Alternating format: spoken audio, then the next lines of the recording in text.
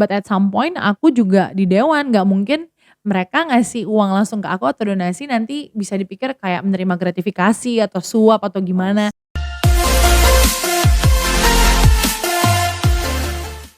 Alright, so selamat datang di Making You Better You Show. Program ini menyajikan berbagai obrolan menarik yang akan memberikan Anda berbagai ilmu dan pengetahuan sehingga menjadikan Anda pribadi yang lebih baik. Bersama dengan saya, Danny, one of the trainers in SML1. So, today kita kedatangan bintang tamu yang sangat spesial, which is Miss Meryl Saragi. Hai, hai Yes. semuanya. Hello, Miss Meryl. So, Hai. let's just jump to the questions ya. Yap. So, like, how do you feel right now? Gimana perasaannya? I feel good. I feel okay now. Thank you for inviting me here. Yes, it is our honor actually to Yeah, have you here thank gitu you. loh. Okay, so boleh kenalin dikit gak about Miss Meryl? Like tell us about yourself. Oke, jadi nama aku Meryl Rauli Saragi. Aku sekarang ini anggota DPRD Provinsi Sumatera Utara. Sebenarnya lebih suka dipanggil wakil rakyat karena ya kita perwakilan dari suara-suara yang udah memilih saya kemarin dan saya lahir dan besar di Medan. Jadi di Medan itu dari SD sampai dari TK ya sampai SMA, terus umur 17 aku kuliah pindah ke Jakarta, aku kuliah di Jakarta. Aku S1, S2 hukum. Jadi S1-nya aku di Trisakti, S2 aku di UPH. Alright. Terus aku sempat kerja di law firm karena aku lawyer, terus aku juga ada license lawyering. Terus abis itu aku kerja di sempat kerja di NGO, non-profit organization, baru 2017 akhir ya, 2018 baru pindah for good lagi ke Medan.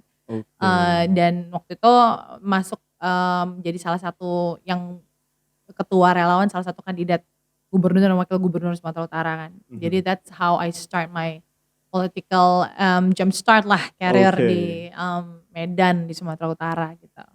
Alright, berarti like awal-awalnya born and bred di Medan gitu ya, Yes. baru pas udah dewasa jump to Jakarta gitu. Oke, aku jadi curious nih, kenapa ngambil jurusan hukum? Like is there any reason gitu? Ambil hukum karena jadi gini, aku tuh awalnya itu kan suka sosial, terus kayak aku tuh suka kayak sebenarnya ya aku yang as far as I remember gitu di waktu SMA tuh kayak udah mulai kelihatan tuh kayak aku tuh kayak nggak suka kalau misalnya ngeliat ketidakadilan gitu. Misalnya kayak ada orang yang nggak bisa speak up to themselves gitu karena apa gitu kan. Terus kayak pengen advocating people gitu. I wanna stand for those who cannot stand for themselves and I wanna speak for those who cannot speak for themselves. Nah, jadi aku pikir waktu itu Siap. jurusan apa gitu karena menurut aku tuh ketika kita mau ngambil suatu jurusan jangan karena disuruh atau karena ngikutin temen, tapi Yep, that is karena very emang important. you know what, cause you know kayak memang your calling, you know kayaknya your ability itu bisanya di sini dan apa yang kamu bisa itu maksimalnya ketika kamu buat di sini gitu loh. Jadi aku berpikir ya jurusan apa yang sesuai dengan aku, ya hukum gitu loh. Jadi aku kayak tadinya tuh pengen jadi lawyer gitu, jadi pengacara gitu tadinya. Makanya that's why I choose law as my ini jurusan gitu. Berarti dari kecil udah apa ya, there's this love for justice gitu Iya ya, iya pengen iya banget iya iya semua iya. orang kayak adil gitu lah ya. Iya iya kayak pengen Alright. kayak misalnya kalau mau fight pun advocating people tuh karena kan banyak banget ya di sini kadang-kadang yang mereka tuh nggak bisa ngomong karena mungkin terbelenggu atau mungkin terintimidasi atau nggak bisa bebas gitu. So kayak I wanna be their ambassador, I wanna be their advocate Alright. gitu sih makanya I love that kenapa word. iya that's how I start to To choose be their law. ambassador ya. Yeah. Oke, jadi kan tadi ada ceritain ya, like udah pernah kerja di law firm Ya. di Jakarta ya itu ya? Iya di Jakarta Oke, sempet. so tiba-tiba kepikiran untuk balik Medan nih, Heeh. like why gitu Ya kan, ya. like you already have this career, Ya. yes, why take the risk gitu? Ya jadi aku juga awalnya tuh nggak pernah berencana juga kembali misalnya kayak I know that one day I will be back to Medan gitu kan. Tapi Oke, kayak udah ada rencana. kayak aku nggak sure that it was in 2017 back then 2017 2018 gitu. Aku pikir masih kayak beberapa tahun lagi lah gitu kan. Cause I was in my comfort zone sebenarnya. Jadi 2017 itu jadi sebenarnya aku tuh pertama kali masuk itu di corporate law firm. Jadi bukan litigation ya. Jadi bukan yang kayak ke court. Tapi aku lebih ke misalnya legal due diligence, jadi lebih ke corporate gitu. Jadi kayak kerjasamanya misalnya ke BKPM, ke Bapepam, jadi riset terus kayak I work like in front of the computer for like aku pernah jadi kayak pulang pagi terus kan, pulang jam 11 malam, jam 1 pagi, jam 2 pagi dan aku pernah rekor itu di kantor dari jam 9 pagi sampai jam 10 pagi besoknya. Wow, Ya, like it was like ada deadline, ada ya parah banget lah gitu kan. So, ya uh-huh, uh-huh. kayak jadi emang kerja untuk deadline gitu kan. So, aku lihat komputer terus-terusan dan aku tuh pakai kacamata tuh gara-gara kerja di law firm for 6 months. Oh Jadi 6 damn, months I work in okay. a law firm karena depan komputer terus. Jadi aku kayak minus matanya gitu. And then, Yeah. jadi tapi nggak apa-apa menurut aku sih kayak aku udah ngambil hukum dan aku suka gitu kan. Kenapa nggak aku coba dulu aja at least a year gitu kan. Whether I like it or not gitu. Mhm, Nah, mhm. jadi aku inget banget dulu tuh aku pernah baca bukunya Rene Suhardono, itu Uh-huh. judulnya, Your Job is Not Your Career.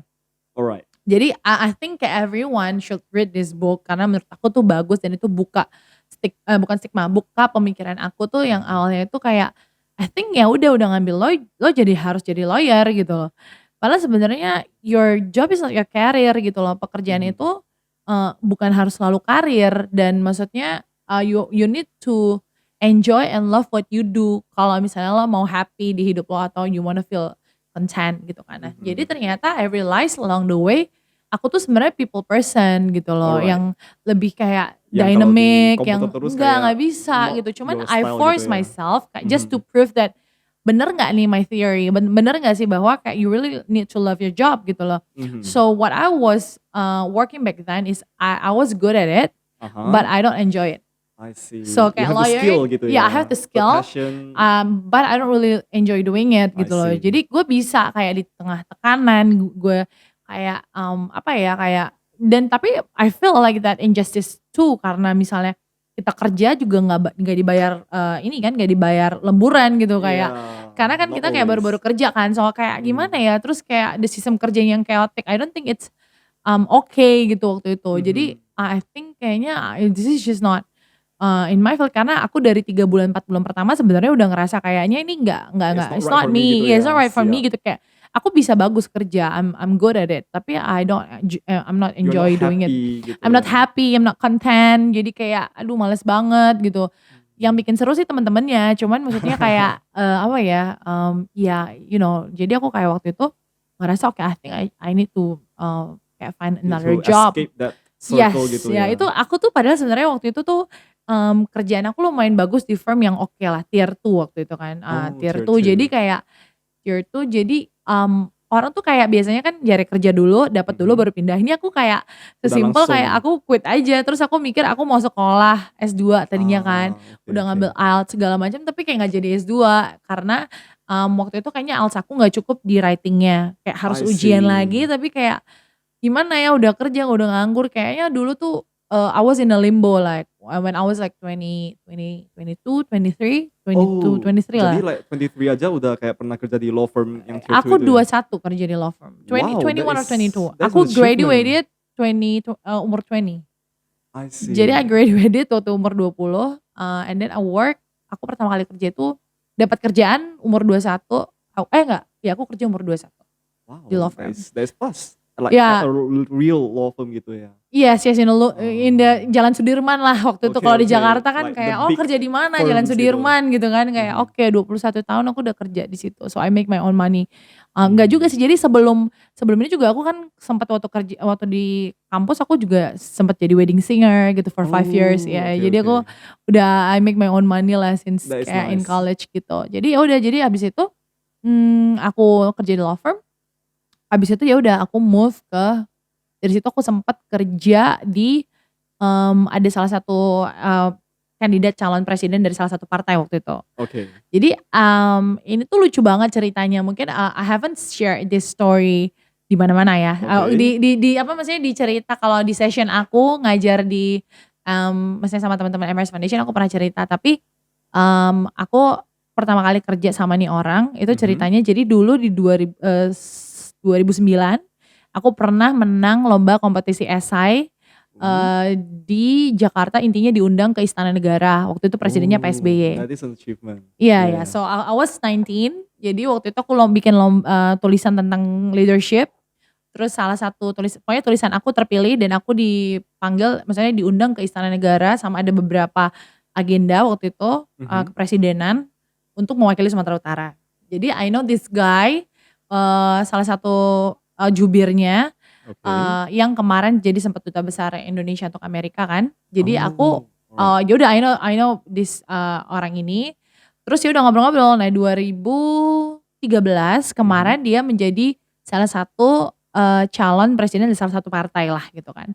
Jadi aku datang waktu itu posisinya kan aku jobless nggak ada Oke. kerjaan ya kan. Kayak maksudnya ya udah, aku tuh tipe orang yang kalau misalnya pengen datang ke acara dan aku rasa itu bagus, kayak I wouldn't mind come by just by myself gitu kan, gak usah Yap, ada yap. temen juga gitu. Terus ya udah back then ya udah tiba-tiba aku datang aja. Terus kan biasa kan kalau misalnya di acara-acara itu ada yang kayak testimoni dong, gimana menurut Anda tentang acara ini. Nah acara ini ternyata kayak town hall gitu, dia ngundang kayak teman-temannya, dia ngundang ambassador-ambassador dari seluruh dunia yang ada di Oke. Indonesia gitu kan. It's like a high level meetings untuk kayak announce dia punya keynote speech lah gitu kan. Terus abis itu ya udah waktu ada kayak ada video-video gitu kan ditanya kan, what do you think about this person, what do you think about this event gitu kan. Oke. Terus aku ya udah kan, aku tuh nggak punya pengalaman public speaking sebenarnya, dan aku nggak pernah ngomong di depan kamera, aku nggak pernah gimana-gimana, cuman karena aku dulu di gereja singer kan, Iya. jadi aku sering nyanyi di depan ribuan orang. Jadi So kalau you sang there gitu ya? enggak, no, I'm not saying. Jadi denger dulu. Jadi abis itu aku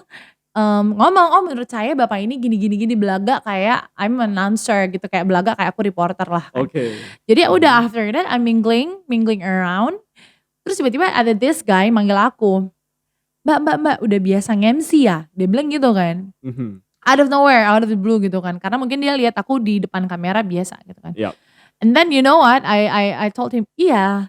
Padahal I never kayak aku gak pernah jadi MC, aku gak pernah bawa acara, Fake cuman it till you make it ya? fake it till I make it. Karena waktu itu aku kan gak ada kerjaan, terus kayak ngerasa useless sempat kayak karena udah gak kerja lagi, terus aku Yap. gak jadi lanjut sekolah, jadi kayak in transition kan. Jadi oh ya biasa, bisa kok. Oh jadi kalau misalnya dipakai misalnya diundang untuk acara-acara gitu bisa dong jadi MC, bisa banget gitu kan. Oke. And then ya udah aku mingling lagi, and then this guy came again, dia bilang, "Oh kalau gitu nanti bisa jadi MC untuk acara ini." Ya. Jadi I was like kayak, "Acara ini?" Itu 6:30, acara jam 7. Terus aku bilang, "Loh emang gak ada MC ya? Maksudnya acara sebesar ini Ini masa lo gak 30 ada?" menit before the event Iya, loh. before ya the event. Terus aku bilang, "Oh bisa." Oke.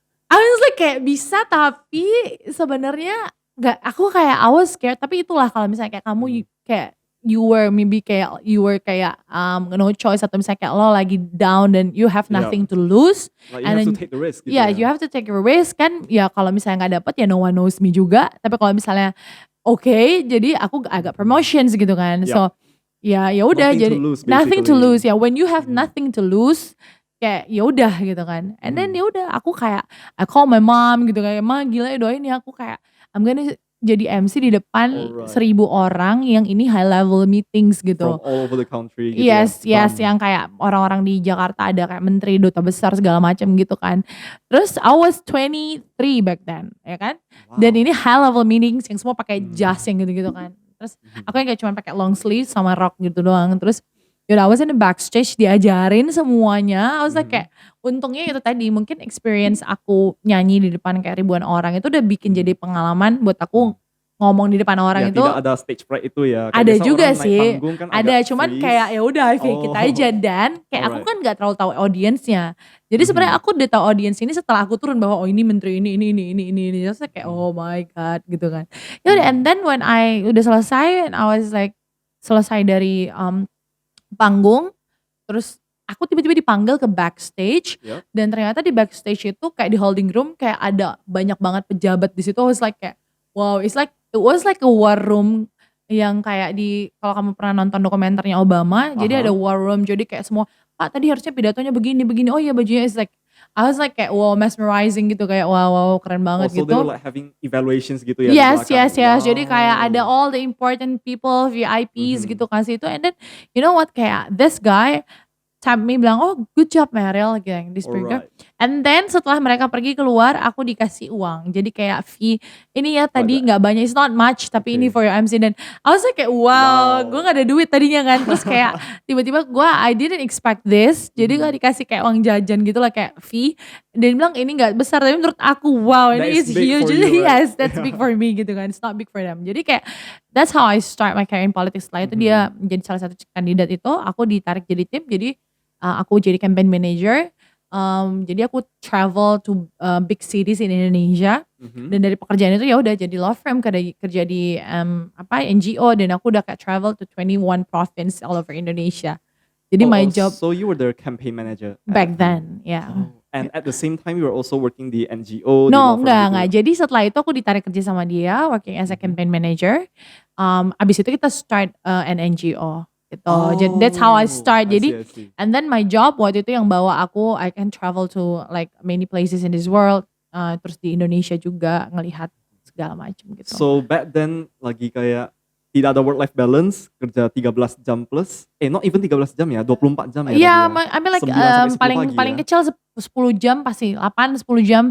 It's 15 hours, Mhm. 13 hours, 12 hours. Like no Biasa. work life balance and then you Yes. quit your job and then this event Momentum, ya, yeah, momen this, itu ya yeah, yang yeah, kayak yeah, yeah, yeah.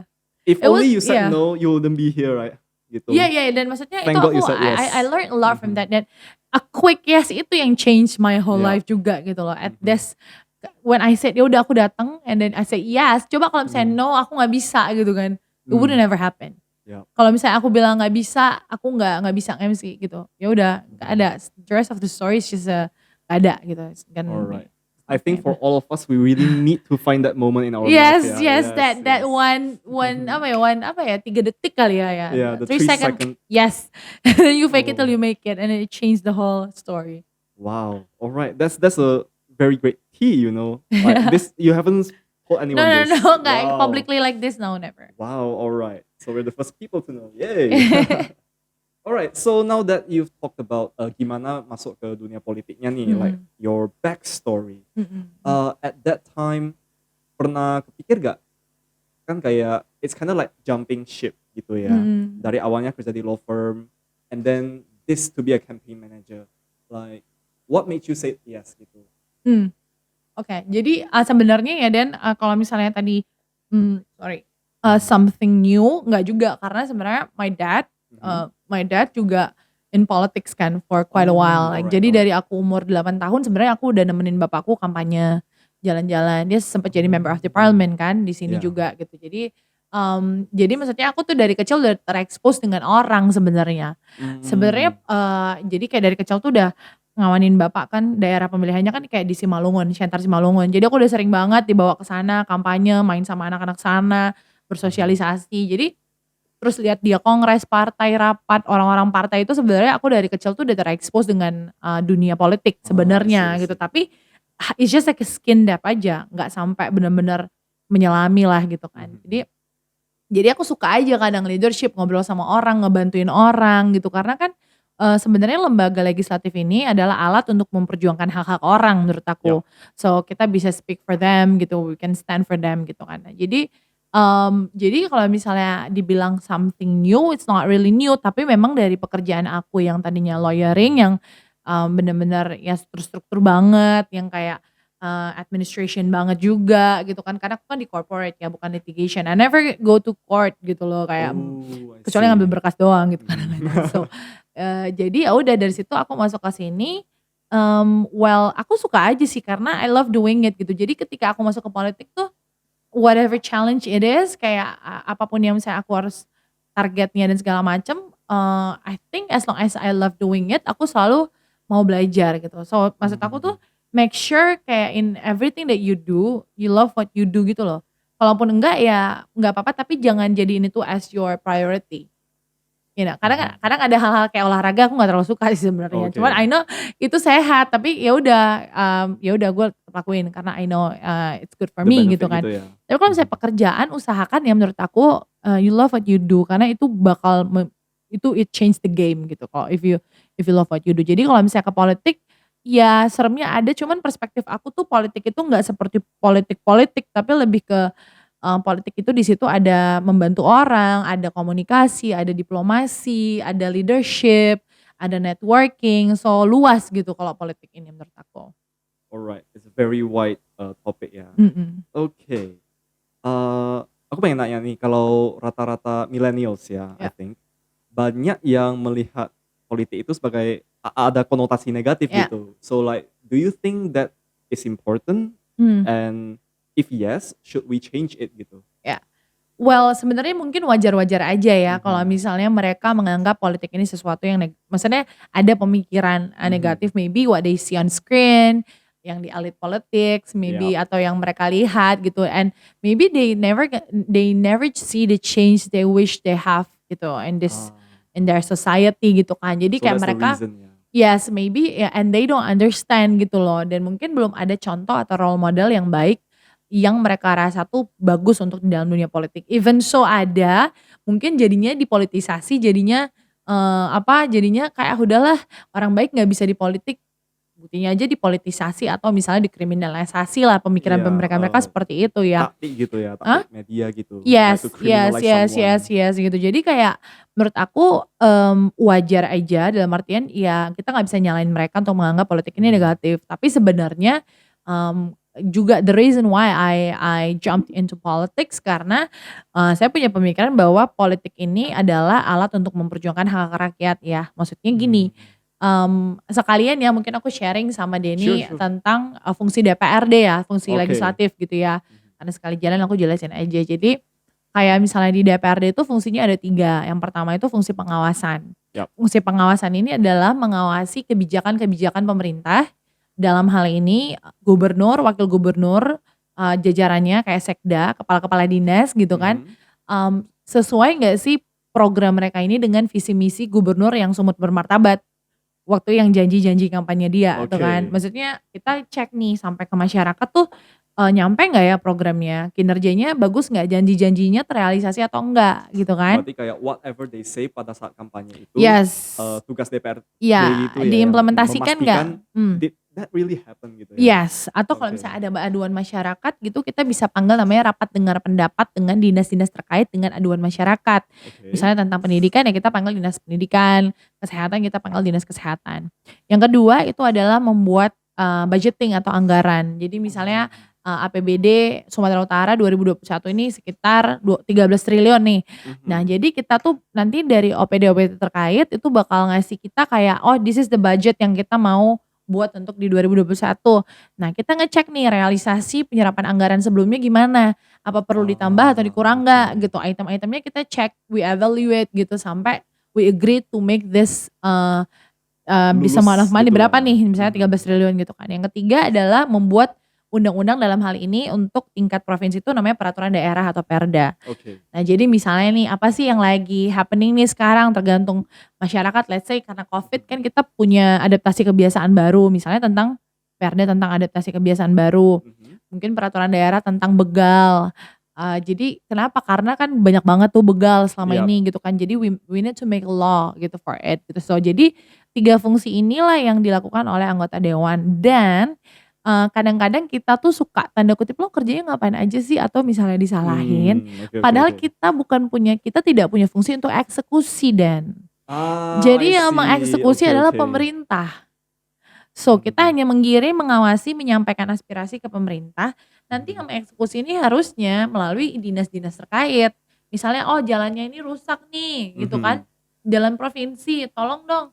Kita nggak bisa nyuruh Itu dinasnya tolong. fungsinya eksekutif ya, not the Iya, legislative yes, jadi gitu. kita nggak bisa, "Oh, gue mau perbaiki jalan." Enggak, kita hanya bisa menyampaikan. Mhm. Nanti misalnya kepala dinasnya nyuruh timnya untuk perbaiki jalan di sini. Nah, itu pun yang Mhm. kita harus cek kewenangannya provinsi atau kota, karena ada, kalau saya kan di provinsi, Yap. ada juga status misalnya jalan-jalan kota. Nah, itu yang masyarakat Mmm. harus tahu bahwa kita tuh nggak bisa eksekusi, yang I eksekusi itu see. adalah pemerintah, dalam hari ini gubernur, wakil gubernur, dan dinas-dinas OPD Jajarannya itu tadi terkait. ya. Nah, jadi kadang Oke. kalau kita nggak sinkron kan susah Betul. dan butuh sinergi. Nah, masyarakat ini aduannya kadang-kadang gimana? Bisa mengadu langsung ke saya juga biasa ada call center, bisa ke direct message, ada juga namanya reses atau serap aspirasi. Nah, jadi Mmm. kita tuh setiap tahun ada 3 kali serap aspirasi, kita datang ke kecamatan-kecamatan daerah pemilihan kita Mhm. untuk ngumpulin warga, kasih tahu kira-kira masukan mereka apa, aspirasi yang mereka mau sampaikan apa. Nah, jadi untuk membangun suatu daerah itu kita nggak bisa sendiri-sendiri dan kita True, true. harus sinergi antara masyarakat, anggota dewannya, sama pemerintah dan stakeholder Oke. lainnya. Jadi nggak bisa tuh cuman nyalahin gubernur, enggak, karena mungkin gini, ada nggak yang DPRD ini berfungsi secara Mhm. maksimal nggak untuk mengawasi, pemerintah misalnya, atau masyarakatnya mau datang nggak ke acara-acara reses, mau ngasih rembuk desa, rembuk warga, itu kasih aspirasinya nggak. Nah Ya. kalau nggak ada aspirasinya masuk secara resmi gimana bisa, karena gini, setiap serap aspirasi itu nanti diparipurnakan dan dituliskan secara resmi. Mhm. Nah inilah dasar nanti Bapeda gitu atau pemerintah itu ngasih tahu nih yang mana yang harus direalisasikan gitu kan. Nah kadang kita udah teriak-teriak kalau gubernurnya bilang jangan dikerjain atau enggak kan nggak bisa, jadi nggak bisa Mmm. saling nyalahin tapi kita harus saling kolaborasi dan saling sinergi gitu. Berarti kayak misalnya when something goes wrong gitu Mhm. ya, rata-rata orang bakal langsung nyalahin either the gubernur atau enggak the Yes, DPRD-nya ya. gitu ya. Padahal like, kita bener-bener harus, analisis dulu, Ya. where was it wrong gitu ya, Yes, true. salahnya di mana Ya sebenarnya. ya Karena memang ya. sometimes apa ya, Mhm. kayak mungkin kalau misalnya aku boleh ngomong pribadi, bakal beberapa orang bakal mikirnya, "Oh reses ya, is it worth my time?" Gitu kan kadang-kadang Ya, orang bisa mikir kayak gitu. yes. Padahal like kalau mereka datang pun itu bukan hanya untuk mereka aja, itu like Yes. for the province gitu loh, for the Mhm. city. Kadang kayak Right. kita bilang kan gimana kamu mau jangan nuntut doang, emang kamu udah pernah ambil bagian nggak gitu. Pernah Mmm, datang, pernah ngasih laporan atau cuman ngeluh doang tapi nggak pernah, ngasih masukan yang atau kritik yang membangun gitu. I see. Alright. Oh ya, tadi kan ada ngomongin, 3 tanggung jawabnya ya, yaitu, Mmm, surveillance ya, fungsi pengawasan, budgeting dan, membuat kebijakan itu policy making. mhm, Nah aku pengen, dig deeper nih mengenai policy making. mhm. Jadi, steps-nya gimana nih to create a policy gitu? Like how do you create a policy? Why do you think that a certain policy is the best gitu? Ya, jadi kan kita kan pasti kan membuat suatu policy itu berdasarkan perkembangan yang terjadi di masyarakat Mhm ya. mhm. Let's say bisa jadi dari aduan-aduan atau dari masukan-masukan dari stakeholder misalnya. Let's say kemarin mungkin ya adaptasi kebiasaan baru kan. Misalnya nih, kita tuh kalau misalnya masih anjuran disuruh pakai masker, nggak pakai masker segala macam, Iya, nggak ada sanksi. Kan kadang-kadang kan ya nggak mau, ada susah ya OJ apa, apalagi kita orang OJK Medan kan, ya. orang jogal kali kalau di Medan kan nggak mau pakai masker, "Ah nggak Iya, ada tuh corona tuh," misalnya kayak gitulah mhm, kan. Nah jadi kan kita lihat juga nih along the way ketika ada anjuran, ketika ada, mhm, iya anjuran kan untuk, apa, untuk pakai masker segala macam 3M gitu, orang denger nggak ya, ini efektif nggak ya kalau nggak mhm. di law, nggak ada law-nya gitu.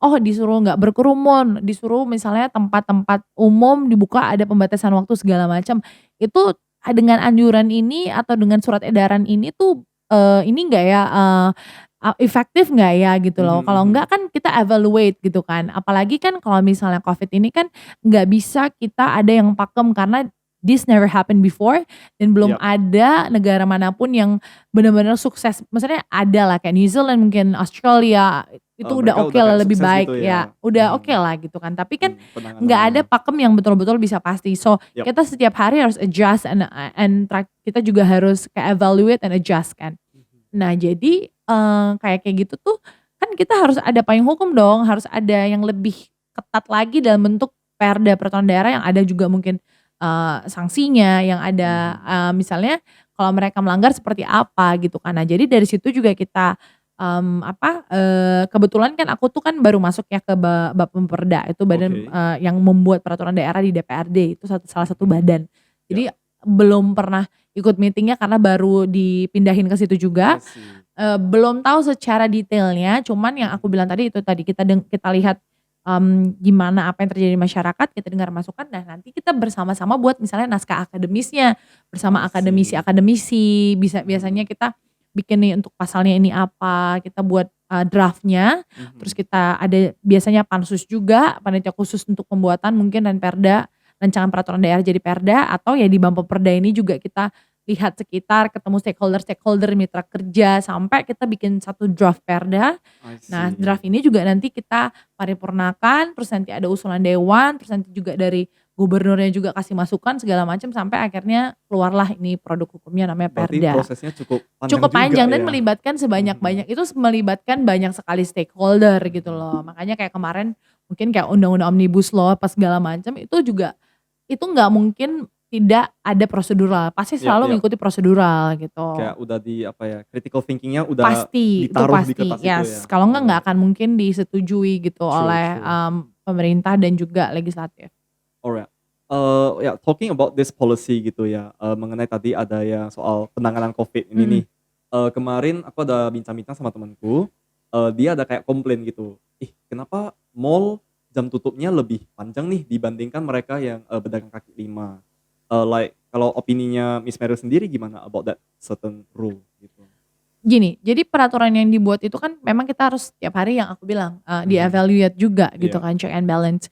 Jadi, mungkin kita nggak pernah bisa tahu ya gitu, karena kalau mhm, misalnya kayak mall kan, dia big companies maybe terus mhm, dilihat dan maksudnya mungkin corporate social responsibility-nya lebih and good governance-nya lebih lebih oke lah ya, lebih lebih mhm, lebih kayak, taat hukum mungkin dan peraturannya lebih mengikat, nggak lebih mengikat sih, cuman I can biasanya mereka agree. lebih lebih taat hukum lah gitu kan Iya, untuk karena yang kalau di. misalnya mereka ada do something wrong kan kayak langsung ketahuan gitu Iya ya, ya because they're kayak big big companies gitu. gitu kan. Mhm, Terus maksudnya kayak juga, apa ya, dan itu kan walaupun ada pembatasan juga memang kelihatan rame tapi mungkin people come and go, ada pembatasan yap, waktunya. Nah kalau misalnya di pedagang kaki lima gitu kan kadang kita, nggak terlalu bisa kontrol atau misalnya mhm, kadang ada Satpol PP dia pergi terus balik lagi gitu, yap, yap, kayak lebih nggak terlalu bisa dikontrol gitu. Makanya tadi yap, itu adalah fungsi Perda itu juga untuk lebih menguatkan mhm, mungkin ada fungsi sanksi tadi itu untuk buat orang itu lebih, aware dan nggak berani, yang dan taat aturan gitu. oke. Tadi setelah aku mendengar Miss Meryl, like talk about this, your opinion, aku tiba-tiba kepikir, berarti kayak waktu kita mau bikin policy kayak gini, Mhm. kan kita harus mikirin banyak faktor ya. Ya ya, of course Tapi of tadi course. aku nengoknya sih, ini jadi clash antara 2 faktor, yang paling besar lah aku rasa. Satu itu, efektivitasnya dalam Mhm menangani masalah yang terjadi, mhm mungkin, in this case Covid gitu. mhm Tapi yang kedua adalah tanggapan masyarakat.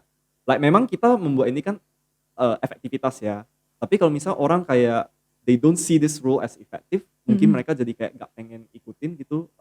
So from your point of view gitu, Iya, mana yang lebih penting, effectivity atau tanggapan masyarakat, people's opinion heeh. gitu? Effectivity sih gitu, tanggapan Mhm, masyarakat juga boleh tapi kita harus make sure itu punya dasar yang kuat, bukan hanya, iya, opini atau bola liar yang dilempar untuk, ya it's just like public opinion tanpa mhm. dasar, just based on feelings maybe, I don't Ya, feel like. most people are like that. Ya atau Mhm, reactive gitu kan gitu, mhm, tapi tanpa fact base gitu loh. Nah kita kan aku sih lebih ke fact base gitu kan, terus ya kita harus belajar juga tentang social culture segala macam, mhm, tentang psikologis orang, manusia segala macam itu penting, tapi lebih penting lagi kita membuat kebijakan itu sesuai dengan fakta. mhm. Faktanya, sesuai dengan research and development gitu loh. Jadi berdasarkan data gitu, bukan hanya berdasarkan opini atau apalagi feelings gitu, I don't feel like doing it. Iya. I don't feel this is okay gitu loh, it's not based on feelings gitu. Alright, berarti, in the end of the day effectivity yang jadi apa ya, Effectivity of course, champion-nya gitu ya. yes yes, yeah, people Alright, will talk anyway mhm. so, yeah. Oke. Ya itu berarti apa ya, as a politician seseorang itu harus ada mental yang kuat ya. Yeah, of course, Karena yeah kadang-kadang yeah. like opini orang mungkin bisa kayak Ya, menekan you kita need to set your dan boundaries and keep your mhm, circle close gitu, kayak aku sih mhm, gitu sih, kayak terus kalau misalnya ada orang-orang haters whatever, aku sih so far itu nggak pernah yang sampai kayak frustrated, ada haters apa segala macam sih enggak ya mhm. gitu. Cuman kalaupun ada ya, ya aku kalau menurut aku hanya kayak buzzer atau yang nggak penting, I just shake it off. Tapi Yap, kalau yap, misalnya I only listen to people that close to me gitu, I yang see. not only with me but also for me gitu. Jadi ya it's just, my close circle aja gitu. Siap. Alright, jadi kita kan tadi udah apa ya, udah ngebahas a lot of aspects of being a people's representative. Nah, maybe the next question would be, kalau misalnya aku pengen nih sebagai like a newbie gitu, seseorang masih hijau, aku pengen terjun ke dunia politik, like how should I start gitu, Ya, like I have zero knowledge gitu loh.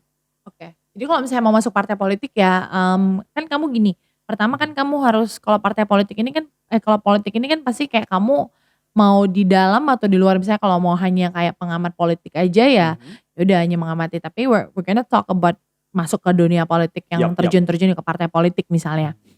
Oke, kayak pertama tuh kamu harus menurut aku ya cari partai yang ideologi atau nilainya sama dengan kamu gitu. Jadi Like our personal value gitu yes, ya. personal value. Oke. Jadi kayak, mungkin partai ini value-nya apa, ideologinya apa, yang kamu ngerasa cocok baru kamu masuk ke situ. Kalau misalnya masih muda, if you're not really belum ready banget untuk menjadi Mhm. kader partai tertentu, kamu bisa masuk mungkin ke sayap partai. Sayap Sayap? sayap partai itu kayak underbone, kayak kayak apa ya, jadi sayap partai itu kayak organisasi yang mungkin kamu nggak harus jadi anggota partai itu, tapi di bawah binaan partai tersebut. So kinda like a supporter gitu ya? Iya supporter ya, jadi kayak saya partai biasanya tuh kayak misalnya, eee, yang apa, kita itu belum ada yang perlu KTA kartu tanda anggota, ada yang belum perlu gitu. Jadi kalau misalnya Mhm. kamu belum ready banget mungkin bisa masuk ke saya partai dulu, ngelihat dulu, and then kalau kamu memang betul-betul mau terjun ke politik ya harus masuk partai politik karena peserta Mmm, pemilu itu di undang-undang itu bukan orang per orang tapi partai politik. I Jadi see. ketika kalau kamu misalnya mau jadi anggota legislatif, kamu harus terdaftar dan punya KTA. Beda kalau misalnya kamu mau jadi calon kepala daerah, misalnya bupati, wakil bupati, gubernur, wakil gubernur, wali kota gitu, Oh itu kamu yang eksekutif gitu ya? yes Oke. eksekutif, kamu nggak harus, masuk jadi kader partai. Jadi Mhm. bisa diusung oleh partai tertentu, kayak sekarang misalnya gubernur kita Pak Edi Rahmayadi, setahu saya dia tidak punya partai, dia tidak kader partai, tapi Oh, diusung partai. Tapi kalau oke. misalnya kamu legislatif, kamu harus kader partai, kamu harus punya KTA partai, Sorry gitu. tadi kan ada ngomongin soal usung partai and kader partai ya, Mhm. like, bedanya apa tuh? Karena kalau misalnya eksekutif kamu tidak harus jadi kader partai, tidak harus Mmm, jadi anggota partai. Jadi kamu bisa mengusulkan diri, tapi mhm. harus diusung partai, partai Usung, politik. berarti kayak ada seseorang yang kayak recommend us gitu ya? Yes, tapi partai Nominate politik. gitu Ya, ya? jadi misalnya kamu diusulkan partai A, B, C, tapi Mhm. kamu tuh Masuk nggak jadi harus salah masuk ke dalam satunya? satu partai kalau itu eksekutif. Tapi Mhm. kalau misalnya legislatif, kamu harus anggota partai. Oke, berarti, steps-nya kita kalau legislatif, kita harus pilih dulu, lihat-lihat dulu mana partai yang sesuai dengan Iya, jadi our mulai value yes. gitu. Nah, kalau misalnya aku udah ketemu nih yang sesuai dengan value aku, Mhm. like how do I join? Gimana aku masuk gitu? Kalau misalnya kamu, udah masuk ke dalam, partai jadi kader dulu, misalnya Mhm. ikut partisipasi kegiatan-kegiatan, itu namanya politik ya, lobby-lobby. Misalnya kamu deket sama siapa, kadang kan diajak atau mengusulkan diri. Misalnya kan Aha. di partai politik itu ada badan-badan, terus ada Mhm. bidang-bidang gitu, misalnya aktif di mana, ada badan-badan juga gitu, maksudnya Oke. bisa memilih mau di mana, terus misalnya, kalau ditunjuk bisa jadi fungsionaris partai, itu misalnya ketua, sekretaris bendahara. Itu udah masuk ke ranah Mmm, politik lagi dalam internal partai itu sendiri juga gitu I loh. Jadi untuk see. terpilih itu kan ya samalah ada proses demokrasi juga, siapa yang mencalonkan, siapa yang dipilih, siapa yang belum dipilih. Nah ketika ini itu untuk dalam partai ya, tapi kalau misalnya Mhm. menjadi anggota dewan, ya kan ada prosesnya dari Ya, heeh. KPUD biasanya atau dari KPU kayak proses pendaftaran, yang pertama kader partai, tapi yang mendaftarkan kamu itu harus dari LO Partainya. partainya, makanya Mhm. kamu harus dapat misalnya mendaftarkan diri, dapat nomor urut dari partai dari mana itu semua, dari partainya yang menentukan gitu. Yang mendaftarkan kamu juga LO dari partainya yang mendaftarkan kamu. Nomor urutnya juga yang menentukan partai gitu. Oke. Alright, berarti kalau misalnya kita udah masuk nih, mau ikut jadi apa, di dalam KPU tersebut, harus partainya yang mendaftarkan kita gitu Yes, ya? tapi Kita kita nggak bisa daftar secara dulu ke sendiri iseng-iseng partai. gitu ya? Jadi ada Mhm. assessment, ada internal assessment di partai Mhm. gitu ya. Nanti internal assessment ini ngasih tahu kamu bisa di daerah pemilihan mana, nomor urut berapa. Setelah ini draft udah selesai baru didaftarkan ke KPU gitu. Oke, ada minimum age gitu nggak? Umur Berapa ya minimum kalau dewan kayaknya 21 ya, Lin? 21 21 udah kalau nggak boleh? salah. Iya boleh, Oh wow, oke, that's heeh. interesting gitu. Oke, so jadi kalau misalnya kita udah masuk jadi anggota dewan nih Mhm, misalnya, berarti tanggung jawab kita seperti fungsi yang 3 mhm. tadi ya, like surveillance, budgeting, sama policy making. Is it like that? Iya, Oke. bahasa omnya gitulah lebih gampang ya kalau orang Oke, mau berarti tahu. itu job description kita ya. Yes, Siap siap. Oke, so, we have talked about your iya, politician career gitu. Tapi tadi aku kayak ada browsing-browsing dulu, hari ini aku bakal interview Miss mhm, Meryl nih gitu, like what mhm, should I talk about. Nah, kebetulan aku udah ketemu, MRS Foundation sama yes, Medan Creator Space iya, juga. mhm. Eee, Ceritain dikit dong, like Boleh what boleh. are they two about? So, kalau MRS Foundation ya, Membangun Rakyat Sejahtera itu aku diriin di 2008 waktu aku masa kampanye gitu. Kenapa? Mmm, Karena aku melihat ketika aku turun ke bawah, aku melihat banyak banget underprivileged people yang kayak they mmm, need help, yang, I know what they need karena mereka kan aku tiap hari turun 7, 8 titik tuh aku dengerin mereka selalu cerita gitu, tapi mmm, I have a very limited source untuk bisa ah bantu mereka, you ya, know what I mean? Kayak, ya aku dengan waktu itu kan belum jadi dewan juga kan, mhm aku mhm. jobless juga, masih kampanye, gimana Oke, mau bantu karena kita juga lagi spending money kan gitu loh. Jadi aku berpikir, wah aku tahu nih, banyak banget orang yang bisa dibantu and I have also network yang I think dia bisa bantu dan mau bantu nih. So, oke, jadi aku kayak apa ya, platform yang legal dan orang bisa trusted untuk bisa distribute this misalnya maybe donation untuk ke mhm. orang yang underprivileged, orang yang memerlukan gitu kan. Yap, yap. Sementara but at some point aku juga di dewan, nggak mungkin mereka ngasih uang langsung ke aku atau donasi nanti bisa dipikir kayak menerima gratifikasi atau suap atau I gimana. see. Jadi as a person kan aku agak it's a bit tricky, walaupun Yap, sebenarnya mungkin nggak apa-apa, cuman aku mau antisipasi aja. So I yeah. decided to mendirikan yayasan ini, Yayasan Membangun Rakyat Sejahtera, yang terdaftar juga, punya NPWP, punya rekening bank juga. Jadi Mhm. ada kepengurusan juga. Jadi misalnya kita mau membantu orang bisa melalui yayasan ini. Mungkin orang juga mau bantu orang lain, kalau mereka takut give it to me kayak Yap, directly gitu, dan langsung aku ke juga foundation-nya aja gitu ya. takutnya kan it's a bit tricky, Iya, karena aku we di have to dewan. anticipate that. Yap. Jadi aku buat ya udah whatever it is kamu bisa kasih ke yayasan, nanti kita akan distribute, apalagi kita fokusnya sekarang ke pendidikan gitu. Kita sering ngasih beasiswa-beasiswa juga atau ngasih bantuan buat ketika ada kemarin misalnya banjir atau Covid, kita ada kasih distribute bantuan juga gitu kan. Nah, jadi Mhm. melalui yayasan ini kita banyak terima bantuan dan kita salurkan, dan kalau misalnya yayasan kan harus transparan juga dan Yap. accountable, kayak laporan keuangannya, distribusinya kemana gitu loh. Jadi I feel safe gitu karena bisa connect-in orang dan bisa kasih bantuan ini ke tempat wadah yang tepat. Karena kan nggak semua orang Mhm. kayak misalnya Denny gitu kan, Yap. "Aku mau bantu nih," kan kamu nggak di situ mungkin gitu loh, kayak nggak di field, nggak di lapangan yang Iya, kamu bisa lihat karena orang susah. kalau di lapangan informasinya yang Yes, faktual langsung gitu ya, objektif. yes, karena kan aku reses, jadi kayak banyak denger nih masyarakat butuh Mhm. bantuan ini, jadi kayak tim aku di lapangan juga udah tahu nih mendistribusikan bantuan ini ke tempat yang tepat. Jadi Mhm. nggak cuman ke satu tempat tapi tergantung, makanya kadang orang mau distribute bantuan dari aku very specific, kamu maunya kemana atau ngapain, karena aku bisa cari itu. Nah, kalau Medan Mhm. Creator Space gitu, aku itu sebenarnya tadinya dulu posko pemenangan. So, Mhm. aku merasa kayak, kan itu nggak dipakai, so I think I wanna give back to the society gitu kan. Kenapa sih Medan Creator Space gitu, kenapa sih Creator Space? Kalau Medan kan udah pasti kan ya Medan, karena di Yap, yap. Medan dan daerah pemilihan aku Medan. Why creators? Karena I believe that each of us born creators. Denny, saya, di sini ada Lina, itu diciptakan oleh Tuhan dengan blueprint, karena Tuhan kita adalah seorang pencipta, kita juga Mhm. adalah orang yang punya daya cipta. Yap. So creators, all of us are creators gitu loh. Dan space, why is space? Karena space ini nggak terbatas hanya kayak ruangan, tapi it's more than is space. You and I ada space, di mana kita ada, dimanapun itu space ada gitu. So Medan Creator Space adalah semacam bahasa gampangnya is like a co-working atau balai latihan Co-working kerja. space. Dan aku kasih itu gratis. Jadi siapapun yang mau di sana ada internet gratis, ada Oh. library, ada pantry. So kayak they wanna make their coffee or tea for free. Terus mereka bisa ada kayak misalnya mau masak Indomie lah atau kayak Aha. masak-masak kecil gitu bisa. Terus we have studio, we have meeting rooms, kita punya kayak dedication decks gitu, ada kayak tempat meeting juga. Kita punya facility juga kayak misalnya sound system, projector, kita punya rooftop. So everyone can come to Medan Creator Space untuk ya mau kerja, mau meeting. So kalau mereka datang ya I give it for free. It's just my contribution to the community, dan kita open for donation juga. Kadang-kadang I kalau see. misalnya ada yang mau bikin acara berbayar, kayak we ask for like I don't know like 10, 20, lupa berapalah gitu untuk Persen gitu ya. karena Mhm. untuk operational. Soalnya Yap, itu kan yap. it's for my own budget juga tempat itu Oh, jadi gitu. kayak untuk pendanaannya. Tadi aku pun udah pengen nanya Yes, sih, like you can self-funded so get far. tea, coffee, internet for Yes, free. yes, yes, yes.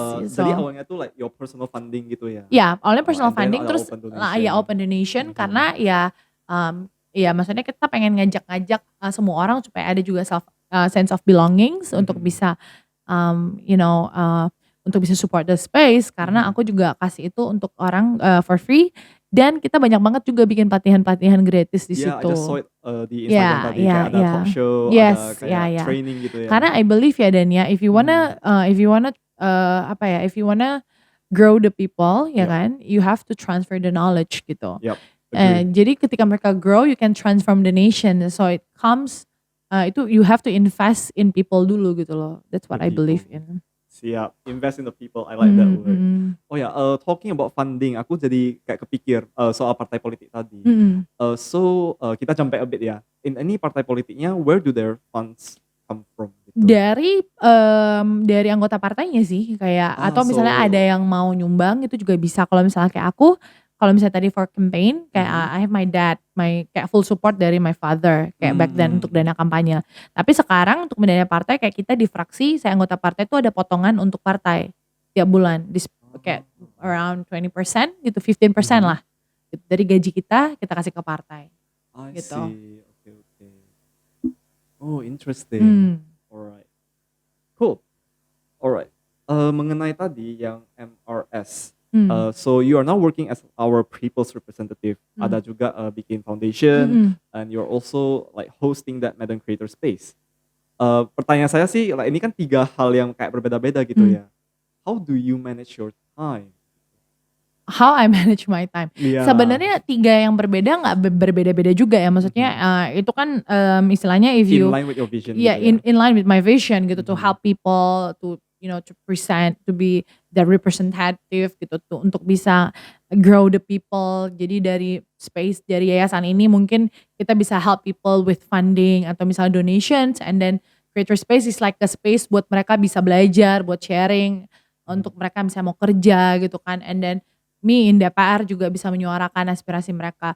How I manage I'm grateful for the team that I have gitu. I start small dan Asik. kadang aku masih manage sendiri kayak my social media dan maksudnya aku masih ngekoordinir semuanya itu sendiri gitu. Tapi dibantu sama tim-tim juga yang kita cuman kayak tim intiku yang selalu sama aku tuh ada Lina, terus kayak ada 2 orang lagi Joshua sama Roy.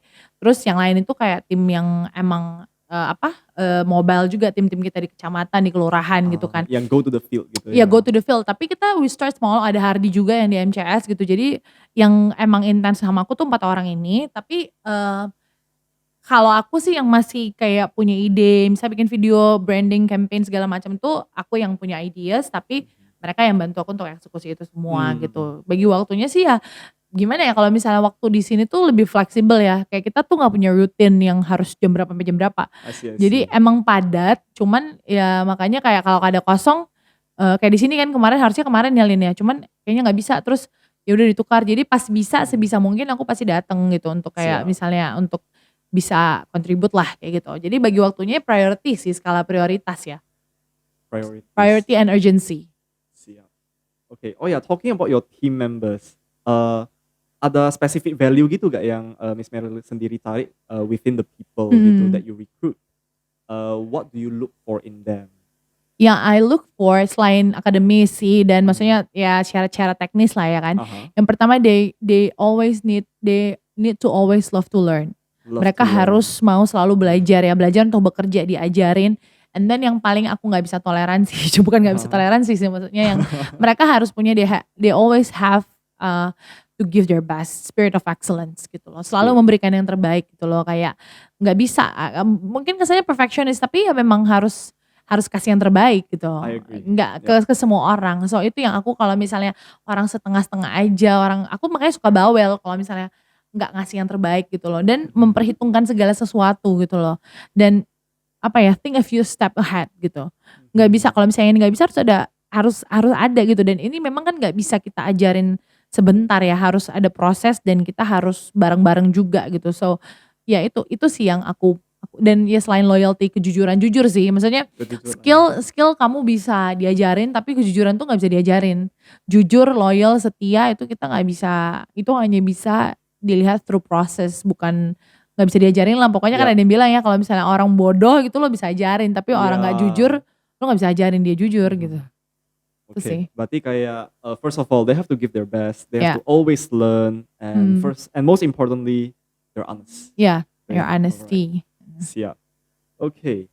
And then pengen nanya nih, kalau misalnya Miss Meryl bisa go back to the past, maybe pas masa-masa SMA gitu lah, before you go to college, apa yang bakal Miss Meryl lakuin dengan berbeda? What would you do differently? I wouldn't think what if sih kayak karena males aja gitu. I never think kayak kalau aja nggak ada. So kayak if you ask me ya udah nggak ada. It's just ya udah kalau misalnya udah lewat itu ya udah itu memang udah harus seperti itu gitu. Karena aku nggak mau what if nanti kayak nggak good for my mental health juga kan. You know what I mean kayak harusnya gini no kayak udah I choose sekarang tuh kayak karena dengan banyaknya juga schedule, banyaknya juga dengan mungkin noise kadang-kadang kan di sekitar kita, Noise. and then apa gitu, I choose my battle sih. Jadi kalau misalnya I think kayak ini nggak menambah contentment atau buat aku, if it costs your peace, it's too Mhm. expensive. Ah, You know what I ya. mean kan? So ya udah If the gitu. price is peace, you're Ya, not going to do it. nggak, ya udah, I was Alright. just like kayak ya udah just check it off. Terus kayak ya udah I choose my battle sih. Kayak I think dulu mungkin kan takut nggak enak kan, takut Mhm. fear of missing out gitu kan, banyak banget Yap, kan, yap. FOMO gitu kan. Entar orang ngomong apa segala macam. You know what's priority the most is your peace and your peace of mind, your mental health gitu. So ya kalau aku rasa ini will be toxic for me gitu, ya Mhm. udah I just leave and check it out. And tadi aku kayak dapat satu pelajaran di sini. So it's not only that kita harus cukup skillful untuk bisa win the battles, but we also need to choose the Iya, battles of that course, we choose undertake ya. wisely gitu loh. Dan Not all maksudnya battles are worth it. apa? Yes, yes, Iya, yes. ya. Dan maksudnya kayak mulai sekarang itu kan along the way, kadang kan aku lebih orangnya kan kadang lebih in general. Sekarang kan aku udah mau lebih focusing what kayak my focus in this field gitu loh. What I'm gonna fight for, what's the legacy I wanna leave gitu loh. Jadi sekarang udah yang jadi dengan value yang kita punya dan dengan fokus yang kita punya, kita bisa lebih gampang memilah-milah priority, right? I Kayak see. oke, take it, leave, no, no, no, no, no, no. Karena kita orang nggak akan ada lihat people in general, right? Maksudnya high achievers atau misalnya orang yang mungkin impactful atau orang yang berhasil ya atau bernilai itu kadang-kadang dia nggak They're harus tahu semua. specialist Ya, usually. specialist, right? Ya, dia nggak harus tahu dan ngerti semua. It's just one thing dan ya udah, that's it ya. Itu specialistnya di situ Oh ya, gitu. mungkin kita kayak agak lari dari topik sebentar ya. So Mhm. like sekarang di internet itu sering ada banget debat mengenai generalist versus specialist. Mhm. So in your opinion, specialist itu lebih baik gitu ya? I think lebih baik gini, kayak in general terms, kayak misalnya kamu mau tahu general, kamu harus berwawasan. Mhm. Itu beda ya, wawasan itu kayak, oh aku tahu ini, tapi nggak harus semuanya kita pelajari gitu. Yap. Jadi specialist menurut aku lebih bagus ya, dan itu kayak lebih membuat hidup kita lebih tenang, lebih enak, dan lebih sederhana ya. Kadang kan Oke. fulfillment and contentment bisa kita temukan dari hal-hal yang sederhana aja gitu. Siap. Alright, and then probably this will be my last question. Nah, mungkin sekarang sedang lagi marak-maraknya pembahasan mengenai feminism, women empowerment. Nah, jadi kan Miss Meryl udah terjun nih di dunia politik. So you're a female politician, right? Kira-kira ada stereotip apa sih, stigma-stigma yang muncul di dunia sana yang bakal dihadapi para women yang ingin masuk ke dunia politik, and how do you tackle them? Oke. Nah, jadi aku tuh sebenarnya I prefer women empowerment, women emancipation rather than feminism gitu ya. Aku Siap. nggak tahu ya, maksudnya bukan, I'm not against it, cuman I prefer the word women empowerment, emancipation Siap. gitu kan. Dan stigma pasti banyak ya gitu ya. Oke, kayak aku aja tuh kadang waktu dulu kampanye, oh it's just the look, not the brain. Ya dia cuma cantik doang nih gitu kan. Orang yang ngomong ya gitu misalnya. Ya, jadi maksudnya tapi not the brain gitu. Kadang kan orang cuman, oh cantik-cantik doang nih, nggak ada. Misalnya ada nggak sih ilmunya? So people say that. Iya, of course gitu. Terus masih muda nih gitu kan perempuan. Terus kadang-kadang juga ada perasaan-perasaan nggak nyaman ketika kita berada di dunia laki-laki kan. Apalagi married man, terus kayak I'm single gitu. Maksudnya kan nggak ada apa-apa sih, cuman stigma-stigma yang kayak orang kan kadang insecure atau kayak gimana, banyak lah stigma-stigma yang ada di masyarakat kayak gitu kan. Atau kadang-kadang bukan hanya stigma yang itu, kadang-kadang wah ini independen banget gitu, kayak takut deh sama perempuan yang di politics atau yang kayak gimana gitu. Atau kadang-kadang mereka juga ya undervalue, underestimate gitu, banyak banget ya Dan ya kalau misalnya di politics gitu kan. Bisa apa sih segala macam, women bisa ngapain gitu kan. Tapi I never see myself as tadi kan Denny bilang female politicians. Yep. Aku menganggap diriku sebagai Just a politician. Just a politician, not a female. Play Yes. any role there, ya. Jadi ya I'm professional juga. Jadi gini, kalau bicara tentang stigma dan kodrat ya kan ada kan yang lo kan ada punya kodrat perempuan. Nah, kodrat perempuan itu cuma 3 Dan. Yeah, and that's it. Ya, and that's it adalah kodrat itu ada berhubungan dengan biologis, ya kan? Yang pertama period, menstruasi perempuan. Yang kedua hamil dan melahirkan. Yang ketiga menyusuin. I see. Cuman ini 3, selain dari itu. Cuma 3 itu aja yang berbeda ya kita bisa ngapain Siap. pun sama dengan laki-laki. Take note. Benar, jadi kalau misalnya kamu tuh jangan menyalahi kodrat. Ya enggak, yang kita nggak menyalahin kodrat, 3 hal itu aja yang menjadi kodrat perempuan gitu. Tapi selain dari itu kita punya hak yang sama, kita punya kemampuan yang sama gitu loh. Bahkan menurut aku kadang-kadang berarti lebih tangguh perempuan dong, dia bisa melewati 3 kodrat ini tapi tetap Yap, sama dengan laki-laki. Bisa nggak kamu endure the pain waktu kamu lagi period? Belum tentu kan, misalnya your mhm. emotion imbalance, your hormonal imbalance waktu kamu pregnant, waktu kamu gave birth, waktu kita menyusui kan. There is extra challenge ya di dalam That's the kodrat itu extra, ya. very extra challenge gitu loh. Mhm. Jadi maksudnya kan, ya hal-hal seperti itu yang kita, coba tackle-nya adalah dengan, prove that you can work gitu loh.